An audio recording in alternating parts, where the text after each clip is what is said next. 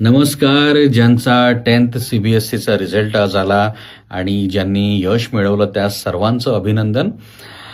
खूप खूप शुभेच्छा. मात्र ज्यांना अपेक्षित यश आलं नाही त्यांनी देखील खचून न जाता, डिप्रेस न होता पुन्हा एकदा नव्याने प्रयत्न करा आणि आयुष्यात यश नक्कीच मिळेल.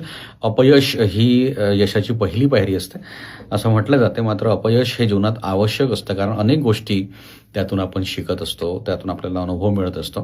त्यामुळे खचून जाऊ नका, पुन्हा प्रयत्न करा. नक्कीच नेक्स्ट टाइम तुम्हाला यश मिळेल. आता कोटा ही जे हे होती कोचिंगची जे फॅक्टरी होती, कोटा फॅक्टरी म्हणतो आपण, ती 6,000 करोडची होती आणि ती इंडस्ट्री आज खूप स्पीडनी खाली जात आहे. त्या ठिकाणचे जे हॉस्टेल्स आहे, जे मेस आहे, जे बिझनेस सुरू झाले होते मुलांच्या भरोशावर, ते झपाट्याने कमी होत आहे. ज्या रूम्सचा किराया तिथे 15-16-20,000 रुपयापर्यंत होता, त्या रूम आज 3-3,500 रुपयात मिळत आहे. आता हे का बरं झालं? कारण या ठिकाणी अनइथिकल कमर्शियलायझेशन झालं.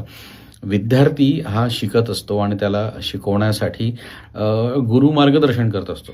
मात्र त्या ठिकाणी विद्यार्थ्याला एखादं पैशाचं कस्टमर सारखं त्याला ट्रीट केलं गेलं. तिथले ऑटोवाले असो, तिथले मेसवाले असो, हॉटेल्सवाले असो किंवा रूम्स तिथले म्हणजे घरमालक असो, या लोकांनी मुलांना नुसतं पैशासाठी त्यांना हे केलं, हरॅश केल्यासारखं केलं आणि त्यामुळे मुलांवर तणाव येत होता. खूप जास्त त्यांना त्रास होत होता.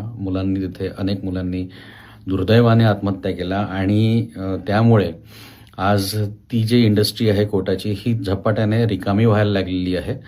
तर ज्या ठिकाणी अनइथिकल कमर्शियलायझेशन येतं त्या ठिकाणी अशा गोष्टी घडत असतात. त्यामुळे इथिकल बिझनेस करणं खूप महत्त्वाचं आहे. थँक्यू.